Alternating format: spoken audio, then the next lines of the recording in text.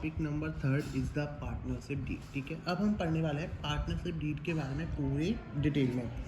अभी हमने पढ़ा था written agreement among the partners is known as partnership deed. जो पार्टनर्स के बीच में जो रिटन एग्रीमेंट होता है उसको हम किसके नाम से जानते हैं? पार्टनरशिप डीड के नाम से जानते हैं, सभी को पता है।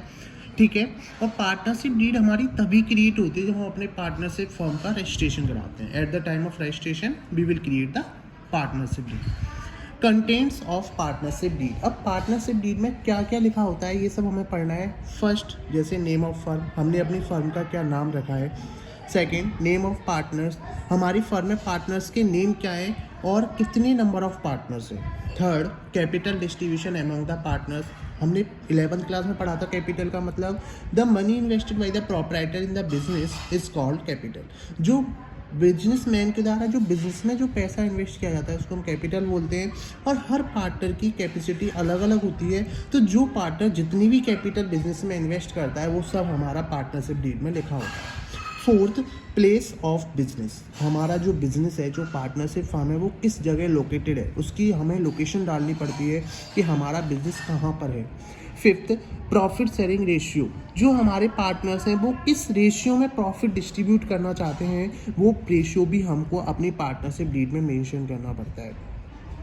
Sixth, interest on capital. Interest on capital का मतलब होता है कैपिटल पर ब्याज। इंटरेस्ट का मतलब होता है ब्याज, यानी कि जो कैपिटल होती है वो बिजनेसमैन लगाता है। हमने 11th क्लास में एक प्रिंसिपल पढ़ा था, बिजनेस एंटिटी प्रिंसिपल, जिसका मतलब था कि बिजनेस और बिजनेसमैन दोनों हमारे सेपरेट होते हैं, हम दोनों को अलग अलग मानते हैं। अकाउंटिंग पॉइंट ऑफ व्यू से both business and businessman are separate. तो जो कैपिटल जो होती है वो बिजनेसमैन इन्वेस्ट करता है किसमें? बिजनेस में। तो बिजनेस उसको बदले में क्या देता है? इंटरेस्ट देता है, that is called interest on capital. 7th point है हमारा इंटरेस्ट ऑन ड्राइंग। ड्राइंग का मतलब होता है the money and goods withdraw by the proprietor for personal use. यदि हमारा प्रोप्राइटर अपने पर्सनल यूज के लिए कोई सामान या पैसा बिजनेसमैन से निकालता है, दैट इज कॉल्ड ड्राइंग। तो बदले में बिजनेस भी उससे इंटरेस्ट चार्ज करता है, that is called interest on drawing. तो इंटरेस्ट ऑन कैपिटल जो होता है वो तो बिजनेस के लिए क्या होता है? लॉस होता है। और इंटरेस्ट ऑन ड्राइंग जो होता है वो बिजनेस के लिए प्रॉफिट होता है। क्यों? क्योंकि इंटरेस्ट, कैपिटल पे इंटरेस्ट बिजनेस को देना पड़ता है और ड्राइंग पे इंटरेस्ट बिजनेस को मिलता है। 8th पॉइंट है हमारा salary and commission to the partner. यदि हम अपने पार्टनर को कोई सैलरी दे रहे हैं या कोई कमीशन दे रहे हैं, that is called salary and commission to the partner. 9th है हमारा rights and duties of partner. हर किसी पार्टनर्स के अपने कुछ अधिकार होते हैं, कुछ जिम्मेदारी होती हैं, वो सारे अधिकार और जिम्मेदारी हमको अपनी पार्टनरशिप डीड में मेंशन करनी पड़ती हैं। एंड नेक्स्ट है हमारा 10th पॉइंट अकाउंटिंग पीरियड। हम कौन सा ईयर फॉलो कर रहे हैं? फाइनेंशियल ईयर फॉलो कर रहे हैं या फिर कैलेंडर ईयर फॉलो कर रहे हैं? हमने ये 11th क्लास में पढ़ा था। फाइनेंशियल ईयर जो हमारा 1 अप्रैल से 31 मार्च तक होता है वो होता है हमारा फाइनेंशियल ईयर, और जो हमारा 1 जनवरी से 31 दिसंबर तक होता है वो होता है कैलेंडर ईयर। लेकिन 90% company follow the financial year. हमारी 90% कंपनी कौन सा ईयर फॉलो करती हैं? फाइनेंशियल ईयर फॉलो करते हैं। इसके अलावा और भी बहुत सारे कंटेंट्स होते हैं जो हमारी पार्टनरशिप डीड में मेंशन होते हैं, यानी कि हम अपनी फर्म में क्या क्या अप्लाई कर रहे हैं वो सब कुछ हमें पार्टनरशिप डीड में क्या करना पड़ता है? मेंशन करना पड़ता है।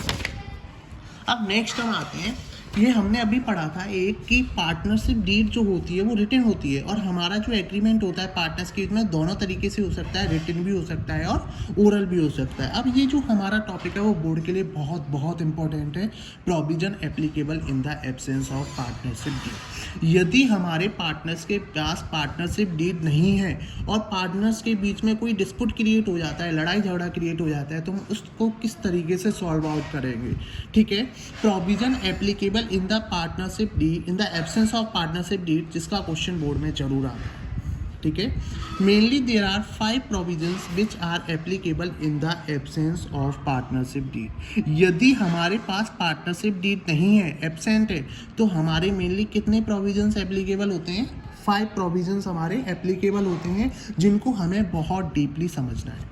आइए, सबसे पहला हमारा प्रोविजन है नो इंटरेस्ट ऑन कैपिटल। यदि हमारे पास पार्टनरशिप डीड नहीं है और यदि हमारा कोई भी पार्टनर कैपिटल पे इंटरेस्ट की डिमांड करता है तो हम उसको इंटरेस्ट नहीं देगा हमारा बिजनेस। क्यों? क्योंकि हमारे पास पार्टनरशिप डीड नहीं है। तो आई थिंक पहला प्रोविजन सबके समझ में आ गया होगा, हमें कैपिटल पे इंटरेस्ट नहीं देना है। सेकंड है नो इंटरेस्ट ऑन ड्राइंग। यदि हमारे पास पार्टनरशिप डीड नहीं है तो बिजनेस कोई भी ड्राइंग पे इंटरेस्ट चार्ज नहीं कर सकता। No interest on drawing. Third है हमारा नो सैलरी एंड कमीशन, हम किसी भी पार्टनर को ना तो सैलरी देंगे ना ही हम कमीशन देंगे।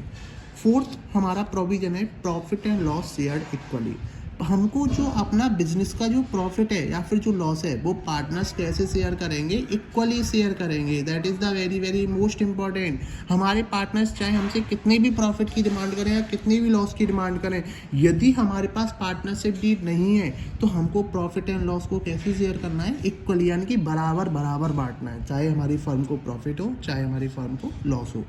एंड द फिफ्थ प्रोविजन है हमारा इंटरेस्ट ऑन लोन। यदि हमने किसी से लोन लिया हुआ है तो हमें उस पर इंटरेस्ट कितने परसेंट देना है, 6% per annum. You know the meaning of per annum? Per annum means हमको टाइम पीरियड काउंट करना है, कितने महीने का हमको इंटरेस्ट देना है। तो हमारी इंटरेस्ट ऑन लोन की परसेंटेज फिक्स रहती है 6% पर एनम। तो आई थिंक आप लोग पांचों प्रोविजंस को अच्छे से समझ गए हैं। पहला, हम कैपिटल पे कोई भी इंटरेस्ट नहीं देंगे, ड्राइंग पे कोई भी इंटरेस्ट नहीं देंगे, सैलरी एंड कमीशन भी नहीं देंगे, प्रॉफिट एंड लॉस कैसे शेयर करेंगे, इक्वली, और लोन पे हमको कितने परसेंट इंटरेस्ट देना है, 6% इंटरेस्ट देना है।